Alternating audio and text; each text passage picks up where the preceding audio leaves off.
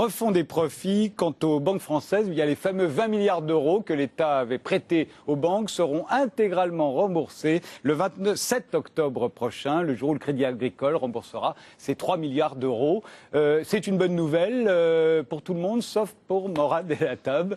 Morad Elatab, vous êtes conseiller en stratégie financière, écrivain et poète, et votre dernier livre s'intitule « La finance mondiale, tout va exploser », un livre qui avait fait du bruit, en particulier sur ce plateau. Alors pour vous, ça n'est pas une bonne nouvelle?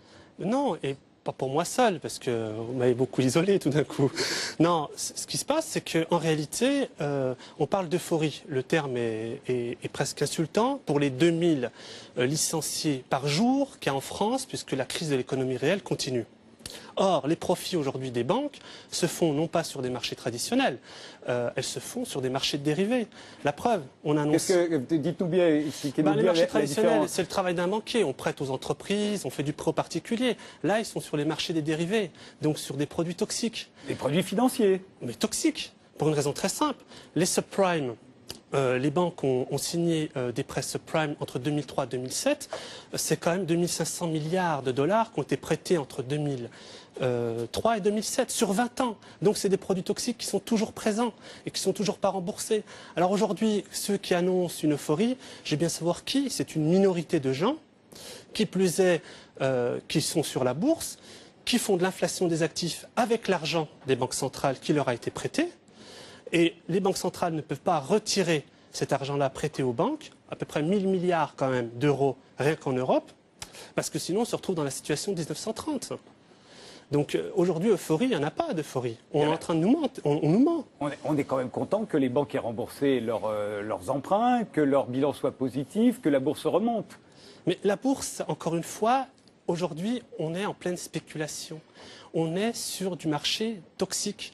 Dérivé. Vous voulez dire comme avant, quoi? Ben oui, mais on est retourné au bon vieux temps, vraiment. Et là, actuellement, il y a une bulle spéculative qui explosera tôt ou tard. Mais ce qui se passe, je vais vous donner un exemple concret de chiffres pour que vous compreniez.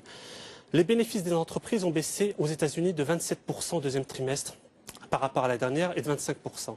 Mais il y a eu 640 000 licenciements de décembre 2008 à mai 2009. En Europe, les entreprises cotées à la bourse ont, elles, licencié 345 000 personnes en 5 mois.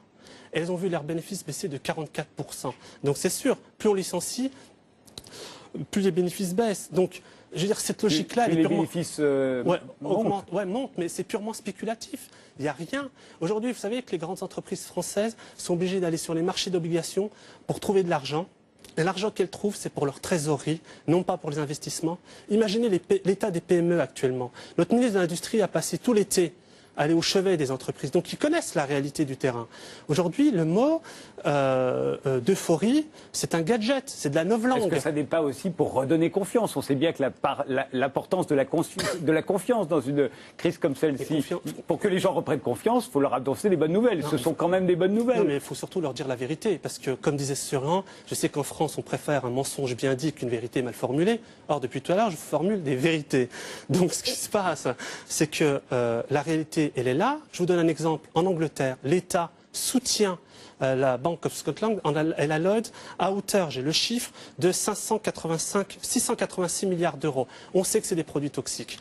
La BaFin en Allemagne, qui est le régulateur, comme la TRACFIN en France, les actifs toxiques, ils l'ont reconnu récemment, 816 milliards. L'État supporte 200 milliards. Donc c'est de l'argent toxique. Rien ne va à l'entreprise. C'est de l'argent aussi toxique que celui qui s'est répandu dans toutes les banques de la planète après la crise des subprimes. Quant aux banques françaises, alors je reconnais que la BNP Paribas, par exemple, ne s'est pas fait piéger par rapport à l'immobilier. Mais moi, je vous garantis que toutes les banques ont fait des prêts LBO, qui ont été déjà des achats d'entreprises à crédit, où on a... Au lieu d'avoir des capitaux, on a du crédit, donc c'est extrêmement grave. Aujourd'hui, on ne sait pas à combien et à hauteur de combien. Personne ne dit.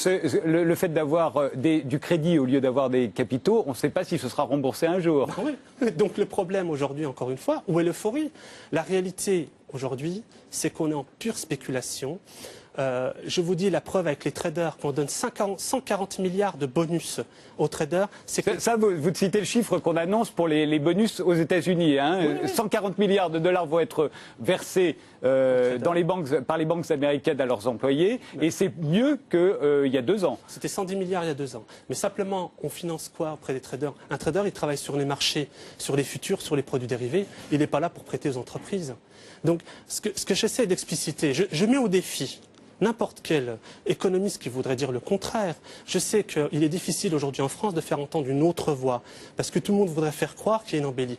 Mais la réalité, c'est que les gens souffrent. Les PME sont en train de fermer les unes après les autres. Le chômage augmente. On a une jeunesse qui n'a plus de visibilité à très court terme en termes d'emploi. Donc moi, je veux rester optimiste.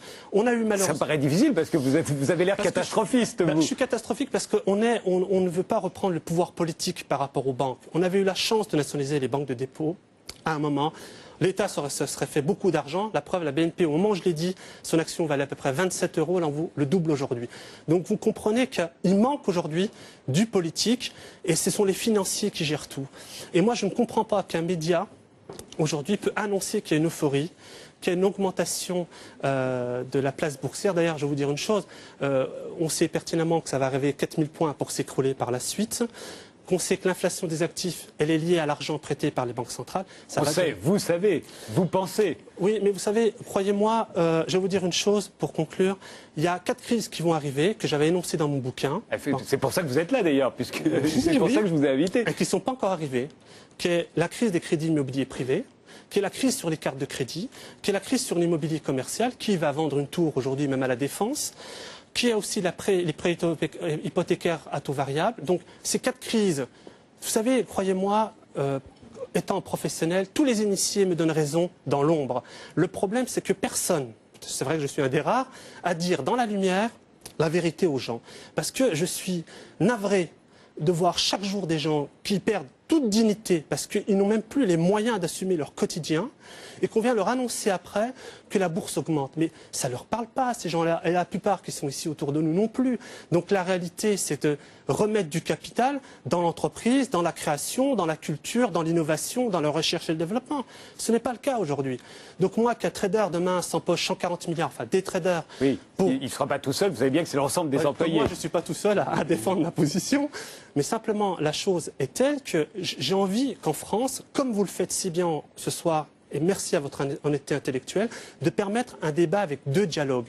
Parce qu'on n'entend qu'un monologue en ce moment, ça devient inaudible. Et il faut arrêter de se couper du peuple, des gens, parce que ceux qui souffrent aujourd'hui, ce n'est pas seulement les ouvriers, c'est les cadres, c'est les ingénieurs, c'est ceux qu'on licencie parmi les entreprises cotées au CAC 40,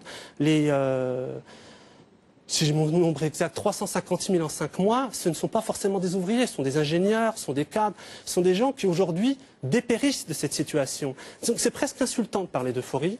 Et je voudrais qu'aujourd'hui, vraiment, que les politiques comprennent qu'ils arrêtent de faire le jeu des financiers. D'autant plus que mon prochain bouquin qui va sortir, donc annonce qu'aujourd'hui les financiers ont créé un marché parallèle qui s'appelle les dark pools. Ce sont des plateformes alternatives. 50% aujourd'hui des échanges d'actions aux États-Unis se font sur ces marchés-là. C'est extrêmement grave parce que c'est un marché sans marché. Et qui plus est, je vais même vous donner un deuxième scoop. Aujourd'hui, les entreprises attendent la fermeture des bourses pour négocier des contrats. Donc, vous imaginez que tout est truqué dès le lendemain matin à l'ouverture. Donc, si je vous le dis, c'est honnêtement, et je vais prévenir l'opinion que des réalités agissent. Si on sait la vérité, on peut agir. Mais ça ne sert à rien de dire aux gens on va vous donner du bonheur. Le PIB, attendez, quelle utopie, quoi. Merci, Morad El Hattab, de nous avoir donné votre avis, même s'il est un peu sombre. Carole Gessler.